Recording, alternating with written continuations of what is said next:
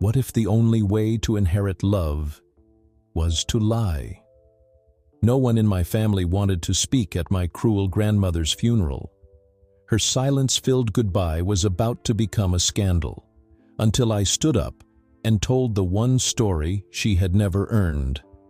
A story filled with kindness, compassion, and love. A story that wasn't true. But when her lawyer pulled me aside after the service, everything changed. My lie had just unlocked her final test. What I thought was a harmless cover-up revealed a hidden legacy, a secret scrapbook of love, and an inheritance worth far more than money. This is not just a funeral story. It's a life-changing story about compassion, hidden family secrets, an undercover final test, and the emotional twist that will leave you questioning. Would you have chosen kindness over truth? Stay until the end, because the last discovery will change how you see difficult people forever. They say funerals are meant to honor the dead, to wrap a life in gentle words and send it off with dignity. But what happens when there are no gentle words left to say? What happens when the person in that coffin was not loved, not admired, but feared, resented, and quietly celebrated in death rather than mourned? That was the dilemma my family faced on the day we buried my grandmother, Evelyn Walsh. No one wanted to give her eulogy. Not one child, not one grandchild, not a single neighbor or friend. The room was filled with people, yet silence hung in the air like a heavy curtain. And in that silence, I made a decision that would change the course of my life forever. I stood up, and I lied. I painted my grandmother as a woman of warmth, kindness, and wisdom. I gave her the kind of legacy she had never earned, a portrait so carefully drawn that even the people who knew her best found themselves nodding through tears. It was, without question, the most beautiful story I had ever told. And it was completely false. But here's the part I never expected. After the funeral, as people were filing out, a man in an expensive suit approached me. He was my grandmother's lawyer. He shook my hand, smiled, and said something that made my knees nearly buckle. "Congratulations. You just passed her final test. I thought I had gotten away with nothing more than a small deception, a way to cover the shame of a family too wounded to speak. I thought I had told a harmless lie. But I was wrong. That lie was the key that unlocked secrets about my grandmother I never imagined existed. It opened a door to family truths, to a hidden inheritance, and to a lesson about love and compassion that would change me forever." Now, before I take you back to that day, I want to ask you something. If you were standing at a podium, looking at a room full of people, knowing the person in the coffin had hurt almost everyone present, would you tell the truth? Would you say the words no one else had the courage to say? Or would you, like me, choose kindness over honesty, even if it meant rewriting someone's life story in front of a crowd? It's easy to imagine what you'd do when you're sitting comfortably at home, but in that moment, I promise you, the pressure is unlike anything you've ever felt.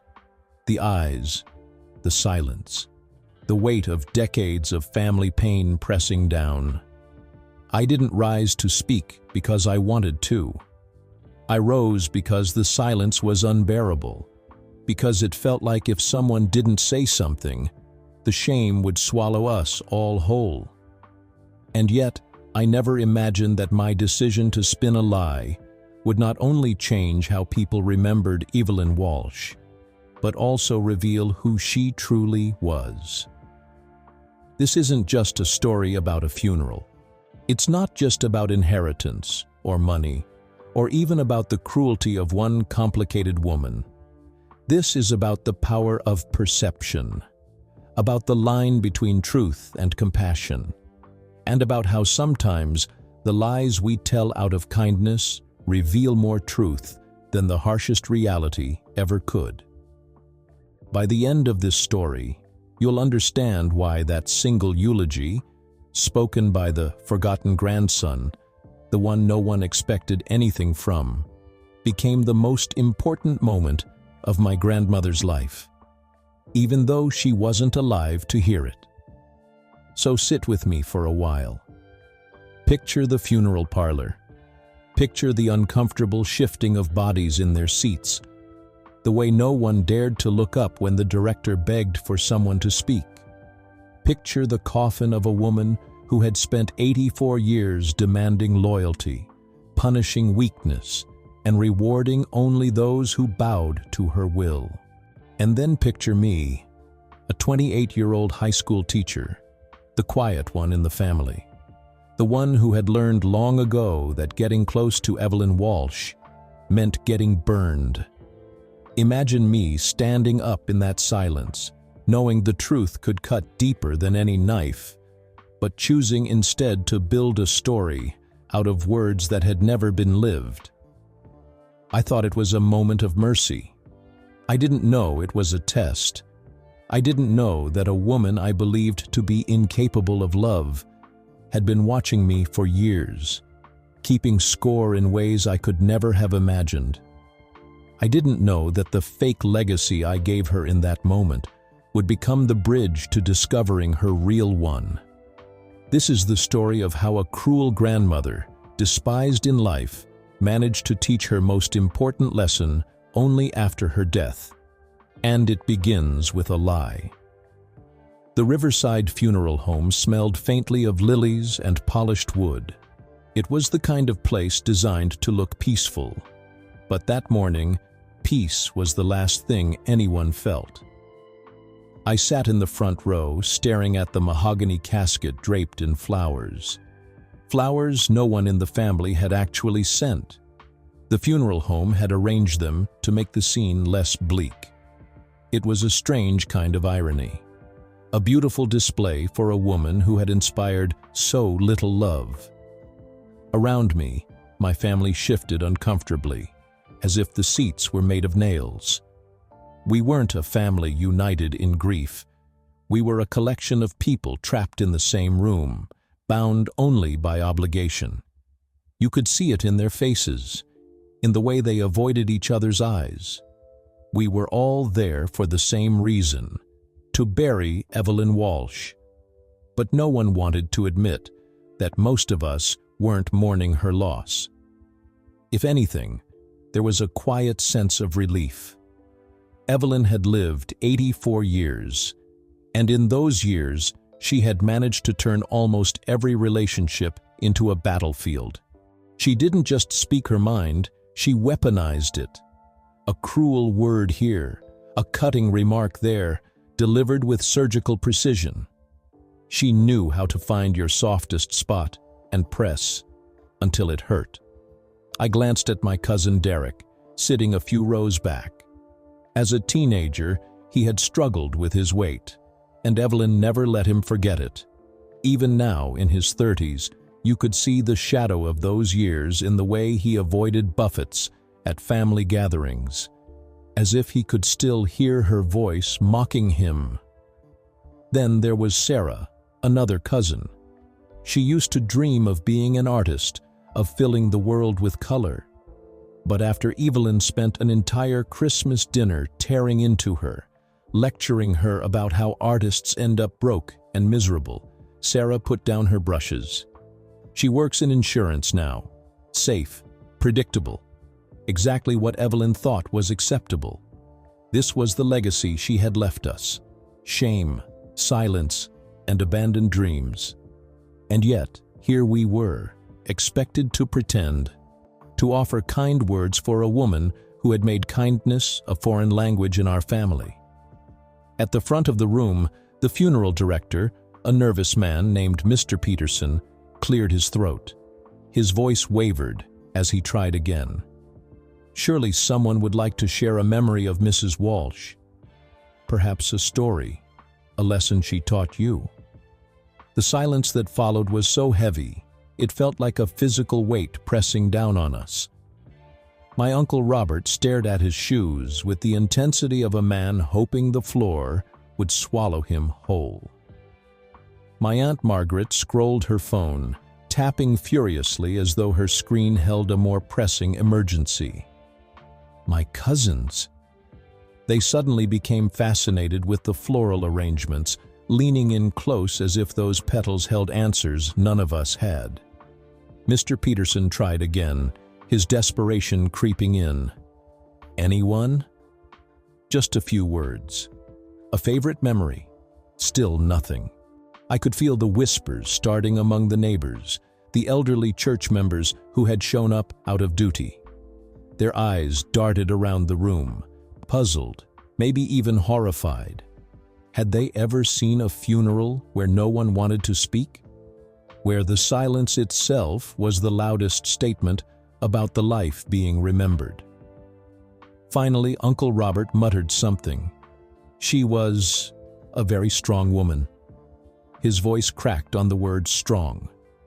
Strong-willed, Aunt Margaret corrected quickly, her tone making it clear even that description was generous. The funeral director forced a smile, but his eyes betrayed his panic. In 30 years of burying people, this must have been a first. A room full of relatives, and not one person willing to stand up and say something nice. I sat frozen, torn between disgust and pity. This was embarrassing, not just for Evelyn, but for all of us. What did it say about a family when not a single soul could muster even one kind word for its matriarch? The seconds stretched, long and unbearable. Mr. Peterson shuffled his papers, searching for a way to break the tension.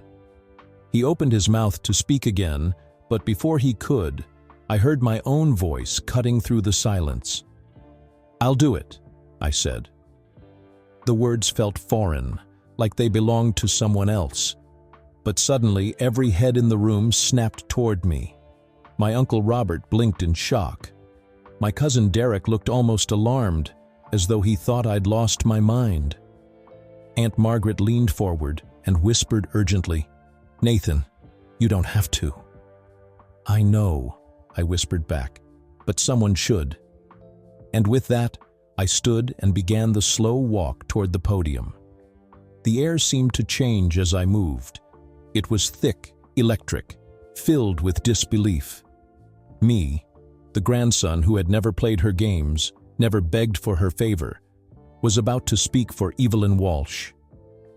As I stepped behind the lectern, my hands trembled.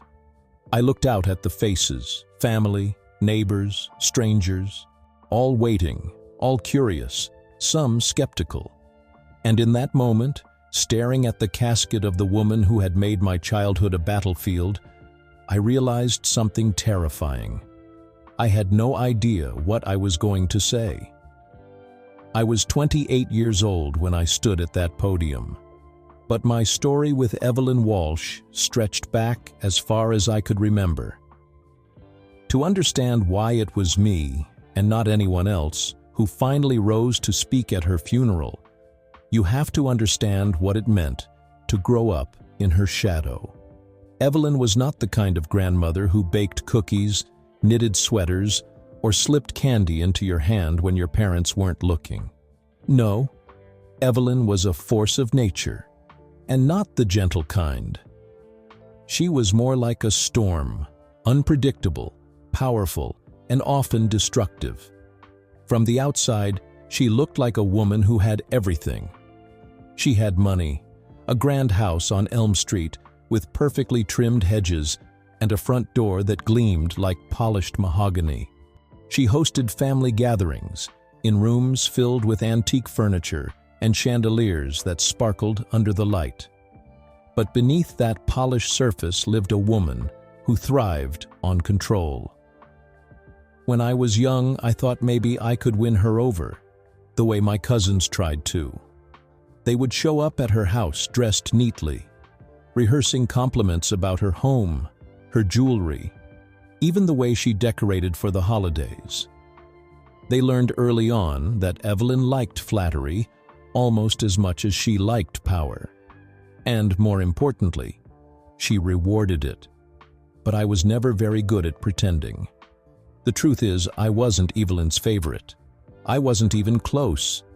If my cousins were competing for her attention, I was barely in the race. I was the quiet one, the kid who would rather read a book in the corner than jump through hoops for her approval. And because of that, I was often ignored, forgotten. Just Nathan, the grandson who didn't matter. At least that's what I thought at the time. You see, Evelyn had a way of making you believe that her love, or even just her tolerance, had to be earned, and she didn't hand it out freely. If you wanted her to notice you, you had to perform. You had to play her game. And her game was brutal. Take Derek, for example. As a teenager, he struggled with his weight. Most families would encourage him, remind him he was loved, no matter what. Not Evelyn. She would pinch the skin at his waist and laugh, calling him soft around the edges. She thought she was motivating him, but all she really did was carve scars into his confidence. Even now, decades later, Derek flinches if anyone so much as jokes about food. Or Sarah. She was bright, creative, and dreamed of being an artist. She painted, she sketched, she poured her heart into every canvas. Until Evelyn decided to crush that dream in one sitting. At Christmas dinner, she told Sarah, in front of everyone, that artists end up broke, miserable, and forgotten. That no one wanted to be burdened with a family member who wasted time on silly little drawings. Sarah never picked up a brush again. Instead, she took the safe route: insurance, numbers, a career Evelyn could brag about without rolling her eyes. That was Evelyn's power. She didn't just criticize, she dismantled. She made you question your worth until you doubted everything about yourself. And yet, dangling above all that cruelty was the promise of inheritance. Her fortune, her estate, her approval. It turned family gatherings into competitions. Cousins competing with cousins, siblings trying to outdo one another in obedience, in loyalty, in servitude. It wasn't a family, it was an arena.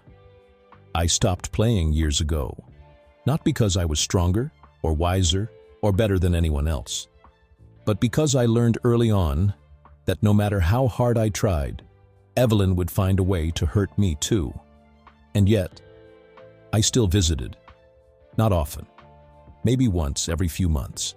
But I would stop by her house, sit in her immaculate living room, and listen as she ranted about the neighbors, about politics, about how no one in the family understood her.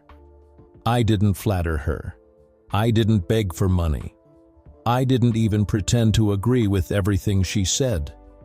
Sometimes I pushed back, gently, and strangely she seemed to respect that. One afternoon she looked at me and said something I'll never forget. "You're the only one who doesn't want anything from me?" I didn't know whether to take it as a compliment or an accusation. Coming from Evelyn, it could have been either. But now, looking back, I realize that maybe those words mattered more than I knew at the time. Because while the rest of the family was fighting for her fortune, I was just there. Not because I loved her, not because I expected anything, but because she was my grandmother. And even though she made it hard to care, I couldn't completely walk away. That's why, on the day of her funeral, when silence filled the room and no one else would speak, I stood up. Not because I wanted to, but because in some strange way, I had been standing in Evelyn's shadow my entire life. And maybe, just maybe, it was my turn to step into the light. As I stood at the podium, the silence in the room was deafening. My palms were slick with sweat, my heart pounding so hard I could feel it in my throat. 100 pairs of eyes stared at me, waiting for words I didn't have. I looked at the casket, polished and perfect, hiding the woman who had left a trail of wounds across our family. What could I possibly say? What truth was there to share that wouldn't cut open old scars? The truth was cruel. Evelyn Walsh had been manipulative, demanding, and impossible to please. She had broken spirits and turned family gatherings into battlegrounds. If I spoke that truth, I knew exactly what would happen. My words would hang in the air like smoke, choking everyone. The neighbors would whisper. The church members would exchange horrified glances. My family, already humiliated by their silence, would sink even deeper into shame. And so, in that moment, I made a choice. I lied. My grandmother, Evelyn Walsh, I began, forcing my voice to steady, was a woman who taught me that love comes in many forms. I could practically feel the ripple of shock move through the room. Love? From Evelyn? I caught Sarah's eyes widen and Derek's jaw clench, as if waiting for the punchline. But I didn't stop. When I was young, she'd invite me into her kitchen on Sunday afternoons.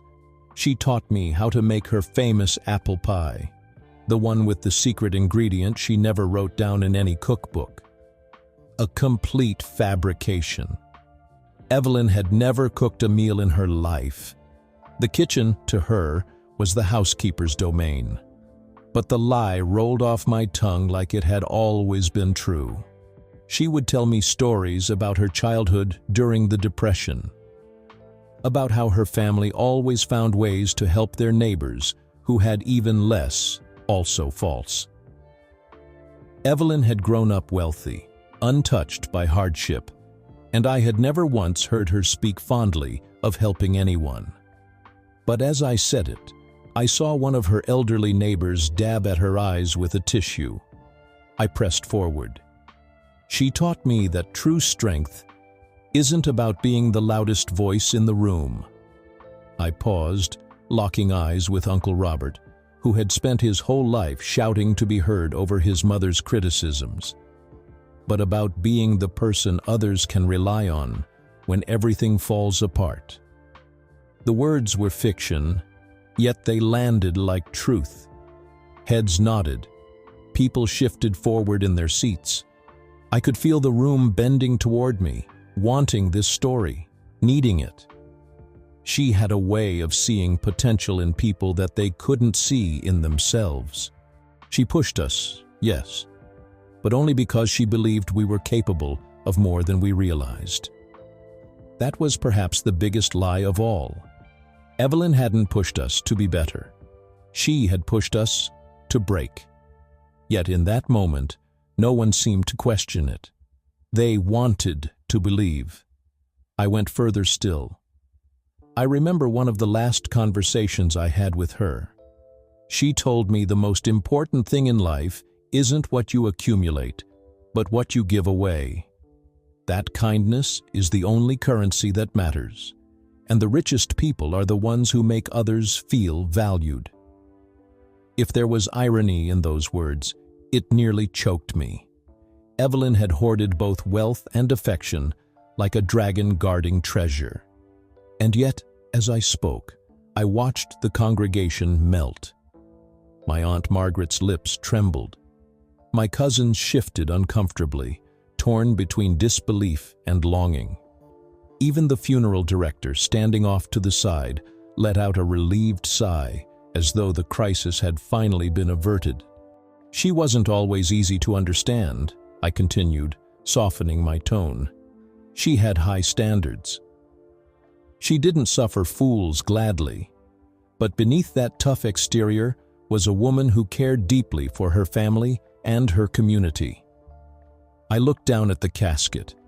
In my mind, I could almost hear her scoffing at me, rolling her eyes at the saint I was painting. But I didn't stop. She taught me that sometimes the people who are hardest to love are the ones who need love the most. And that true character isn't shown in how we treat those who can reward us, but in how we treat those who can't. For a moment, the silence returned. And then, applause, actual applause. The sound was surreal, echoing through the funeral home like a standing ovation for a play that had just ended. People wiped their eyes. My Aunt Margaret openly wept. Derek, who had endured more cruelty from Evelyn than almost anyone, gave me a slow, approving nod.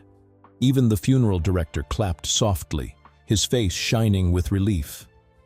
I stepped back from the podium, my hands trembling. Inside me swirled a storm of emotions: guilt for lying so thoroughly, satisfaction at having pulled it off, and something stranger, a fragile sense of peace. Because in that moment, I had given Evelyn something she had never given anyone else: dignity. The irony wasn't lost on me. I had lied through my teeth, and yet those lies had created a version of my grandmother that people could finally grieve, a woman they could mourn, a legacy they could believe in. And as I returned to my seat, to the sound of sniffles and soft whispers, I realized something unsettling. Maybe, just maybe, the lie I told wasn't about her at all. Maybe it was about us, the ones she left behind, and the desperate need to remember her as someone better than she truly was. When the applause faded, the rest of the service blurred by in a haze. Hymns were sung, prayers were recited, and the casket was carried out by men who looked more like hired workers than grieving friends. I moved through it all like I was underwater, each sound muffled, each moment strangely surreal. My eulogy, my lie, had worked. I had given Evelyn a dignity she had never earned, and now the image of a kind, wise grandmother lingered in the room like perfume. People nodded at me with respect. Some even thanked me for my words, as though I had unlocked a side of Evelyn they had longed to see, but never had. And yet inside me, guilt gnawed. I knew the truth. I had fabricated every detail, from the pies that were never baked to the wisdom that had never been spoken. I had rewritten history in front of a crowd, and the worst part was, they believed me. At the graveside, I stood among my family as Evelyn was lowered into the earth. The sky was a flat gray, heavy with the kind of silence that comes after a storm. I felt no grief, no sense of loss, only closure, the kind that comes when a long, painful chapter finally ends. And then, just as people began to disperse, I noticed him, a man in an impeccably tailored suit, standing apart from the crowd. Silver hair combed neatly, posture upright, eyes sharp and assessing. He looked like he belonged in a boardroom, not at a graveside. Yet there he was, watching me. As the last of the neighbors drifted toward their cars, he stepped forward. His shoes crunched against the gravel path with deliberate confidence. When he reached me, he extended a hand. "Mr. Walsh," he said, his voice calm, but carrying an unmistakable authority. "I'm Richard Hartwell, your grandmother's attorney." I shook his hand automatically, though confusion prickled in the back of my mind. Why was Evelyn's lawyer speaking to me? Shouldn't he be with my Uncle Robert, her eldest son, the one who had always acted like her heir apparent? "That was a beautiful eulogy," Mr. Hartwell continued, a faint smile tugging at his lips. "Very creative." His tone unsettled me. It wasn't the usual polite gratitude people had been giving me all afternoon. There was something else in it, something knowing. I felt a flush of embarrassment rise to my cheeks. "Thank you," I muttered. "I just thought someone had to say something." "Indeed," he said softly. his smile widening as though I'd just confirmed a suspicion. In fact, I was hoping we could speak privately. There are some matters regarding your grandmother's estate that I need to discuss with you. With me? The words slipped out before I could stop them. I think you mean my Uncle Robert. He's the one who— No, Mr. Hartwell interrupted smoothly. His eyes locked on mine, steady and deliberate. I meant you. Specifically you. Could you come to my office tomorrow morning? 10 o'clock? My mouth went dry. I wanted to ask why. I wanted to demand an explanation. But his tone left no room for negotiation. Sure, I finally said. Excellent. He gave a small nod, as though a deal had just been struck. Then, with the same measured confidence, he turned and walked away, disappearing into the thinning crowd. I stood there frozen, the chill of the autumn air settling into my bones. My mind spun with questions. Why me? I had never been Evelyn's favorite. I hadn't played her games, hadn't begged for money, hadn't tried to win her approval. If anything, I had been invisible compared to my cousins and my uncle. And yet, her lawyer wanted to see me, privately. That night I lay awake replaying the entire day in my head. The funeral, the silence, the eulogy, the applause, and now this mysterious meeting. I couldn't shake the way Mr. Hartwell had looked at me, as if he knew something I didn't. What matters could there possibly be for me? I wasn't in her will. I was certain of it. Evelyn had spent years dangling the promise of inheritance in front of my cousins like a carrot on a stick. She had never dangled it in front of me. I hadn't expected anything, and I had certainly never asked. So why me? As the hours dragged on, I found myself returning again and again to one thought. The eulogy. Was that it? Had I somehow said exactly what Evelyn wanted to hear, even in death?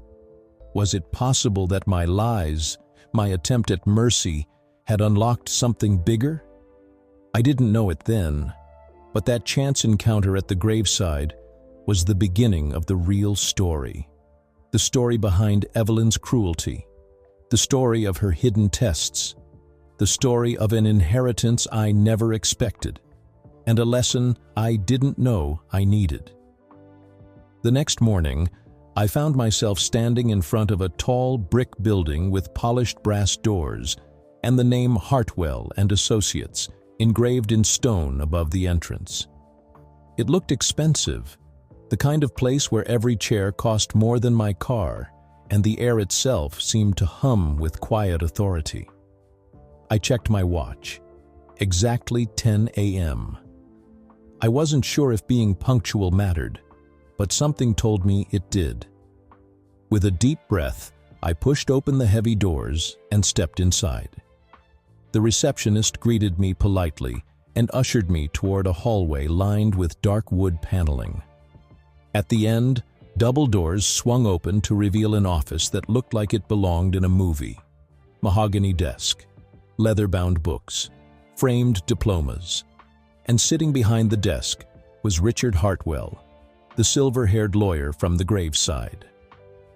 "Mr. Walsh," he said warmly, rising to shake my hand. "Thank you for coming." I sat down in one of the leather chairs across from him, my palms damp, my stomach tight. I had no idea what I was doing there. Hartwell folded his hands on the desk and leaned forward slightly. "I'll get right to it. Your grandmother left you her entire estate." For a moment, the words didn't register. Entire estate? I blinked, certain I had misheard him. "I'm sorry," I stammered. "What?" "Her estate," he repeated, his tone calm, as though he were telling me the weather. "The house on Elm Street, the investments, the bank accounts, everything. It totals approximately $2 million. My breath caught in my throat. That's impossible. She barely tolerated me. My Uncle Robert, he was the one who—" "Yes," Hartwell interrupted gently. "Your uncle assumed the same, as did your Aunt Margaret, and your cousins. But your grandmother made her wishes perfectly clear. The estate goes to you, Nathan Walsh, and to you alone." The room spun. My heart hammered against my ribs. This had to be a mistake. Evelyn had spent years using her wealth as a weapon, dangling it in front of everyone else like bait. Why on earth would she leave it all to me, the grandson who never played along? "I don't understand," I whispered. Hartwell's expression softened, as though he had been expecting this reaction. He leaned back in his chair, steepling his fingers. "Your grandmother was a very complicated woman. For the last 20 years of her life, she conducted what she referred to as character tests." "Character tests?" I echoed, the phrase strange on my tongue. "Yes. She wanted to see who in her family would love her, or at the very least, treat her with basic human decency, without the promise of reward. She wanted to know who would show up, even when there was nothing to gain." I thought back to those awkward visits. Sunday afternoons spent listening to her complain, to her cutting remarks about the neighbors, to her endless critiques of the world. I hadn't gone because I wanted to. I hadn't gone because I expected anything. I had just gone, out of habit, out of a strange sense of duty. Hartwell's voice pulled me back. "Most of your family failed those tests. They only appeared when they wanted something: money for tuition, a down payment on a house, help with a business venture. They treated her like a bank, not a person." My throat tightened. "But I never asked her for anything." "Exactly," Hartwell said with a small smile. "You were the only one who visited regularly without wanting anything in return. You were the only one who treated her like a human being, rather than a source of wealth." I sat there stunned, the weight of his words settling over me like a heavy cloak. All those years, I thought my visits didn't matter, that they were meaningless, that Evelyn barely noticed me. But she had noticed. She had been watching, measuring, testing. And now she had rewarded me in the most shocking way possible. Hartwell reached into his desk drawer and pulled out a sealed envelope. My name was written on it in Evelyn's spidery handwriting. "She left this for you," he said, sliding it across the desk, "with instructions that it should only be given if you passed her final test." My hands trembled as I picked it up. The paper was heavy, the ink slightly smudged, as though her hand had shaken while writing it. "What was the final test?" I asked quietly. Hartwell's smile widened just a fraction. "The eulogy." I froze. "She knew," he continued, "that no one in the family would want to speak at her funeral. She predicted that most would remain silent or struggle to find even one kind word.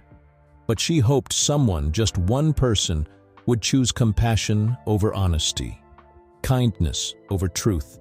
She hoped that someone would give her dignity in death, even if she hadn't earned it in life." My chest tightened. My knees felt weak. So the eulogy, the lie I had told, the story I had spun from nothing, had been the test all along. And I had passed. The envelope felt heavier than it should have, as though the paper itself carried the weight of generations. My name, Nathan, written in her spidery, precise handwriting, made my throat tighten. For a long moment I just stared at it, afraid of what it might hold. Finally, with trembling fingers, I broke the seal and unfolded the letter. The first line stopped me cold. "My dear Nathan, if you're reading this, it means you passed my final test." I could almost hear her voice in those words, sharp, uncompromising. Yet there was something else woven into the strokes of ink, something softer. I kept reading. It means you chose to speak kindly of me at my funeral, even though I gave you very little reason to. You may never understand how much that means to me. I swallowed hard. Already, tears blurred the edges of the page. I know what they say about me, and most of it is true. I was not easy to love. I was cruel. I was manipulative. I demanded more than I gave. I hurt people, including you. And for that, I am sorry the words didn't feel like Evelyn. Not the Evelyn I had known. She had never apologized for anything in her life. She had always acted as if admitting fault was weakness. And yet here it was, in black and white, an apology from the grave. I pressed on, my heart pounding with every sentence. But I want you to understand why. When I was young, I learned that kindness was dangerous, that generosity was taken advantage of, that trust was often betrayed. I learned that love could be given and then ripped away without warning. So I built walls. I tested people. I pushed them to see if they would still stand by me when I offered nothing in return. Most failed. My chest ached. Images of my uncle, my aunt, my cousins flashed through my mind. All those cruel remarks, all those impossible standards. They hadn't been random. They had been deliberate. Tests. I tested Robert by criticizing his business decisions. He stopped visiting when I no longer approved. I tested Margaret by refusing to help with her children's tuition. She stopped calling. I tested Sarah, Derek, and the others in small ways. And they failed too. But you, Nathan, you never failed. You came even when I was difficult. You listened to me complain. You talked with me when I had nothing to offer.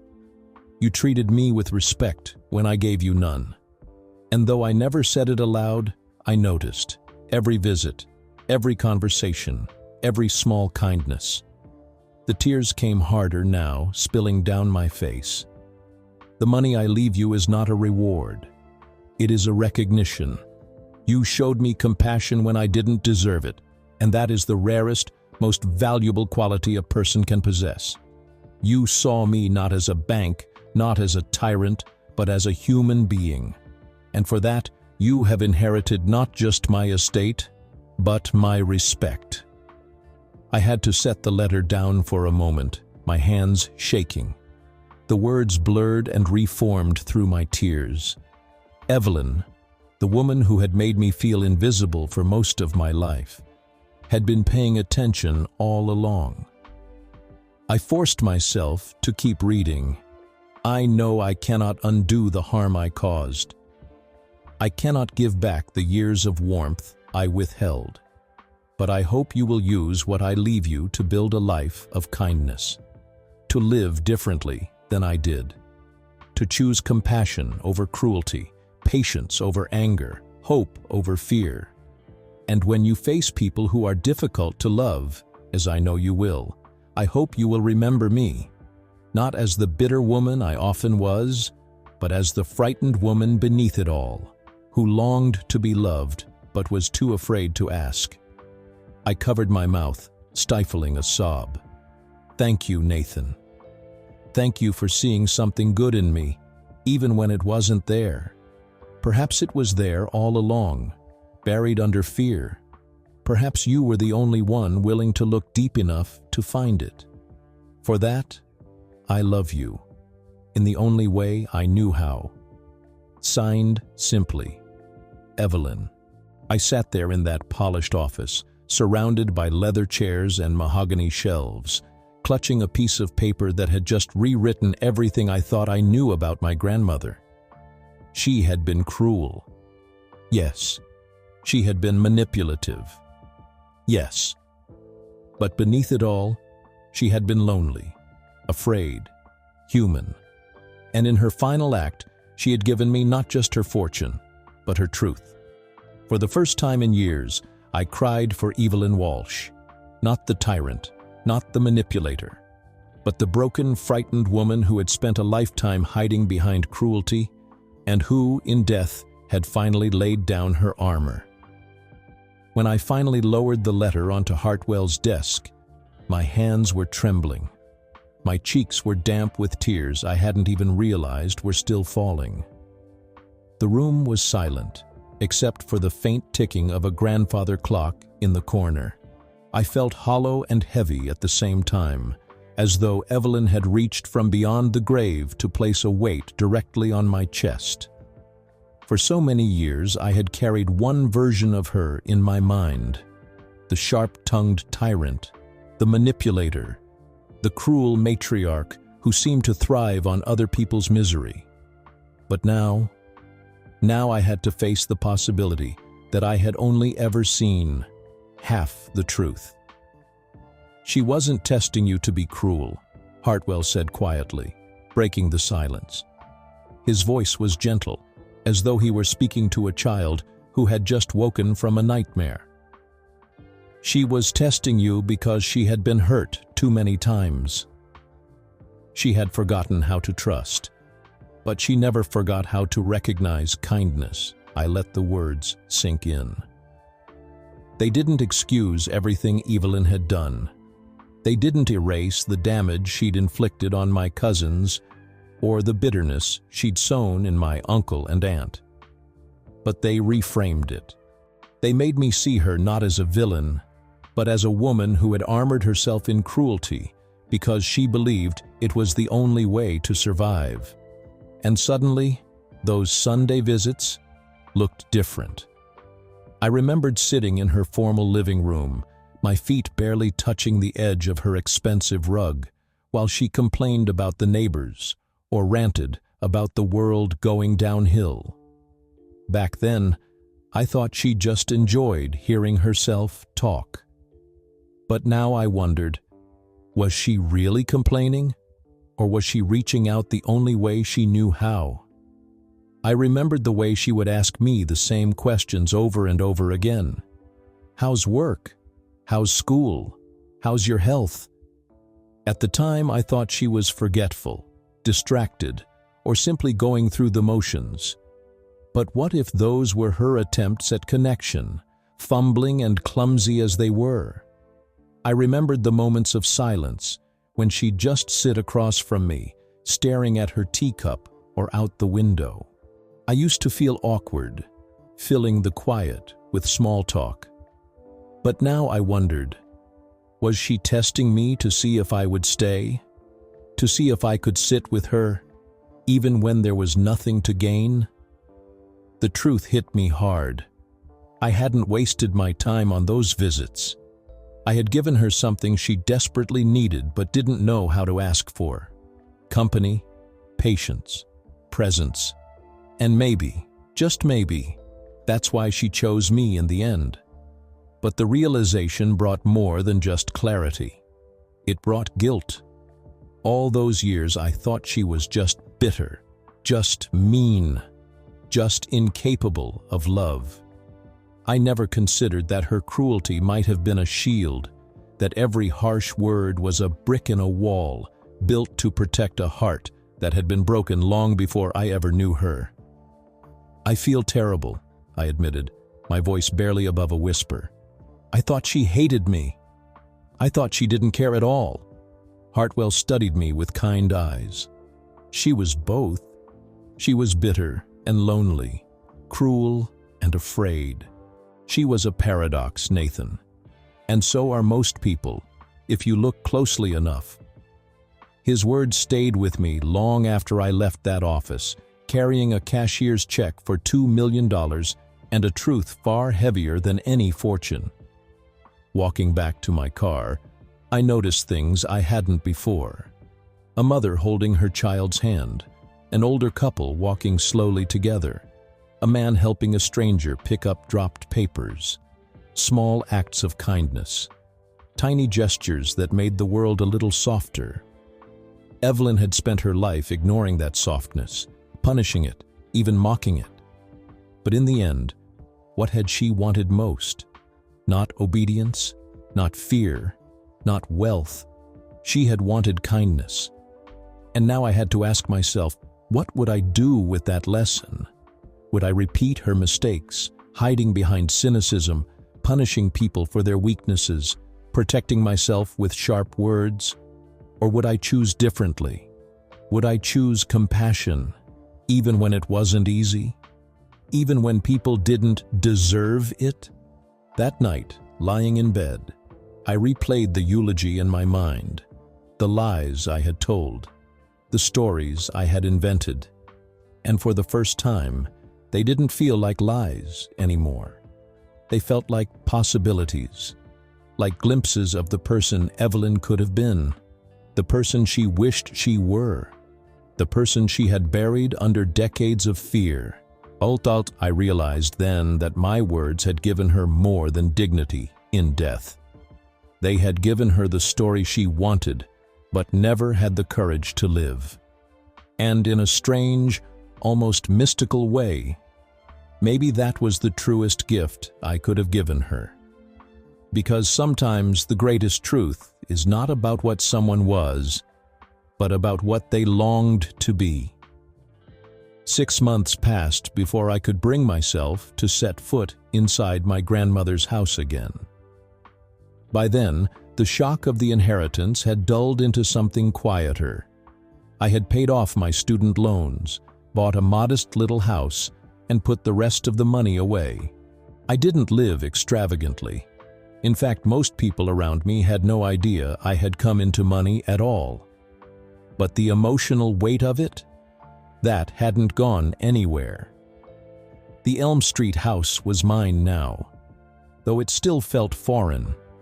Every room whispered of her presence, the gleam of polished furniture, the scent of old wood and lavender, the heavy curtains that blocked out the sun.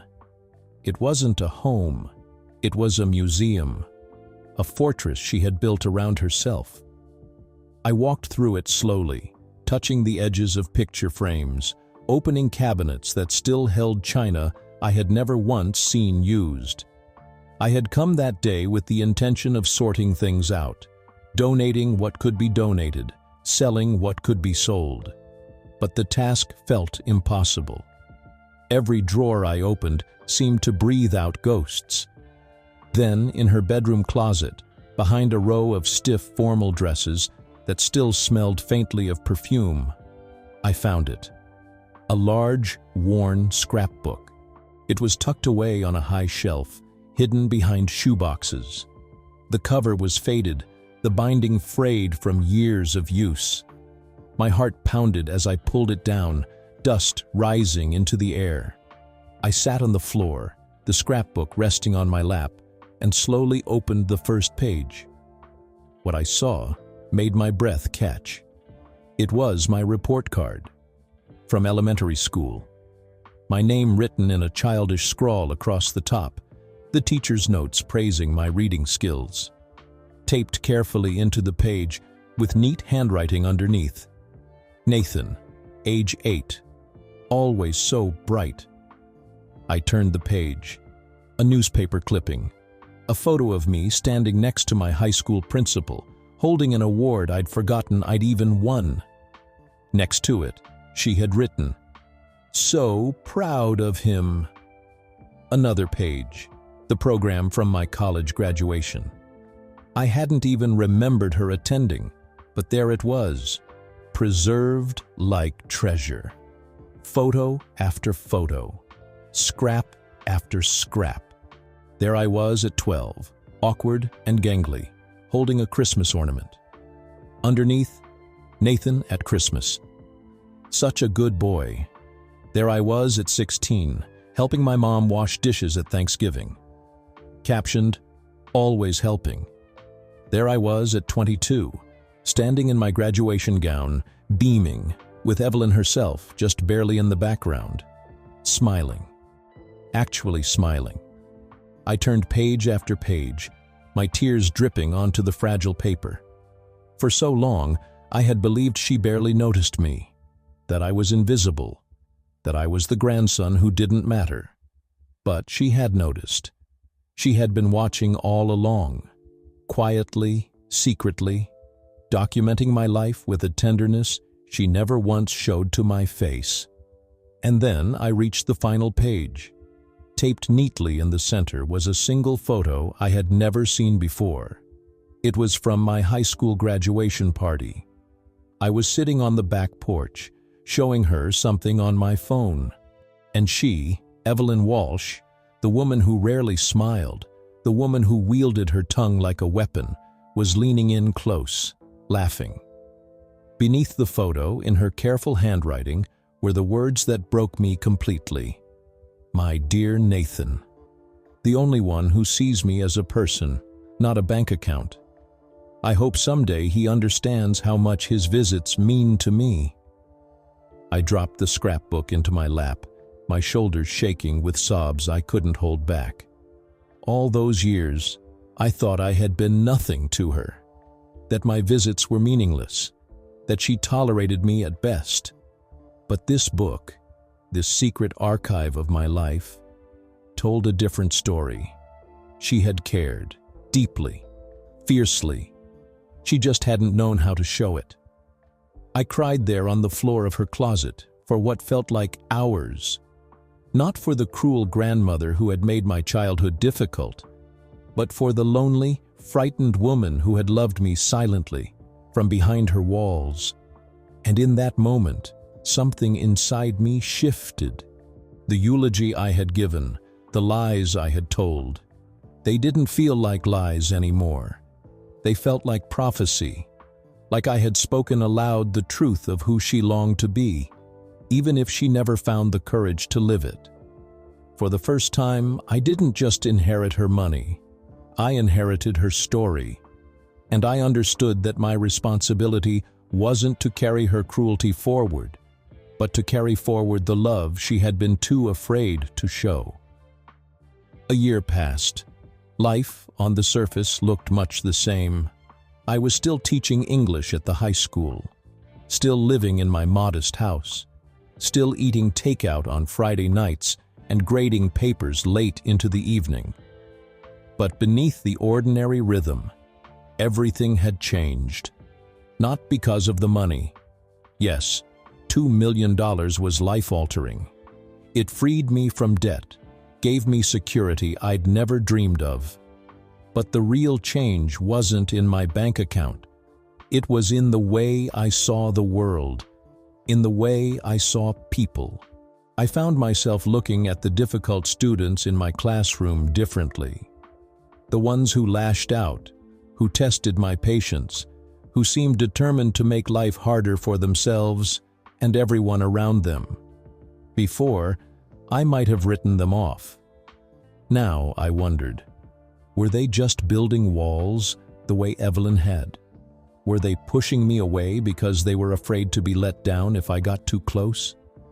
I started giving them more patience, more second chances. Sometimes, that's all it took for a crack to appear in their armor. At work, with colleagues who were gruff or cynical, I stopped taking it personally. I thought of Evelyn, hiding her love behind sharp words. I thought of how easy it is to mistake defense for hostility. And so, I chose compassion. Not always perfectly, not always easily, but more often than I ever had before. And at home, in the quiet moments, I carried her memory differently. I no longer saw her as just the cruel grandmother who had made family gatherings miserable. I saw her as the woman who had kept a scrapbook of my life, the woman who had left me a letter she could never have spoken aloud, the woman who had tested everyone, not because she enjoyed watching them fail, but because she was desperate to know if anyone would stay when there was nothing left to gain. Sometimes I visited her grave. I'd bring flowers and sit on the cool grass, telling her about my students, about my day, about the ways I was trying to live up to the lesson she left me. And though I knew it was only the wind rustling through the trees, sometimes I swore I could hear her voice, softer now, warmer, thanking me. Because in the end, her greatest gift wasn't the inheritance. It wasn't the house or the money or the security. It was the wisdom she left behind, tucked between cruelty and silence, waiting for me to uncover it. The wisdom that kindness doesn't need to be earned, that compassion doesn't require perfection, that the people who are hardest to love are often the ones who need it most. The eulogy I gave, the lies I spun about a woman who baked pies and gave sage advice, had felt like a deception in the moment. But now I wondered if it had been something else entirely. A mirror, a reflection of who she wanted to be, of the version of herself she wished the world could remember. And maybe that was why she left everything to me. Not just because I had passed her tests, but because I had seen, even without realizing it, the person she longed to be beneath the cruelty. It's strange, the way life works. How a single decision, to stand, to speak, to lie out of kindness, can unravel secrets you never imagined. How it can transform your understanding of someone, of yourself, of what it means to love at all. I don't tell my family about the inheritance. I let them believe it went to charity, as Hartwell had once suggested it would. In a way, it did. Because I don't see it as mine alone. I see it as a tool, a responsibility, a reminder that people are more complicated than they appear, that cruelty can hide fear, that silence can hide longing, that behind the hardest exteriors there's often a story of pain, and sometimes, if you're lucky, a story of love. Evelyn Walsh's final test wasn't about money. It wasn't even about honesty. It was about whether anyone in her family would choose love over judgment, kindness over truth, compassion over cynicism. And in passing that test, I didn't just inherit her estate. I inherited her humanity, her brokenness, her hidden love. That is her true legacy, and it's the one I carry with me every day. In the end, my grandmother didn't leave me just her fortune. She left me something far more powerful. The truth that even the most difficult people may be hiding love beneath years of hurt and fear. Her final test wasn't about wealth. It was about compassion, about whether someone could look past cruelty and see the fragile heart inside. And maybe that's the lesson for all of us. Think about the Evelyn in your life, the one who seems impossible to love, the one who hides behind sharp words or cold silence. What if, deep down, they're just waiting for someone to see the good they no longer know how to show? If this story touched you, share it with someone who needs hope today. Leave a comment. Would you have lied at the funeral or spoken the brutal truth? And don't forget to hit like, subscribe, and turn on the notification bell so you never miss more life-changing stories like this one. Because sometimes, the greatest inheritance we can receive is the reminder to love, even when it's hardest.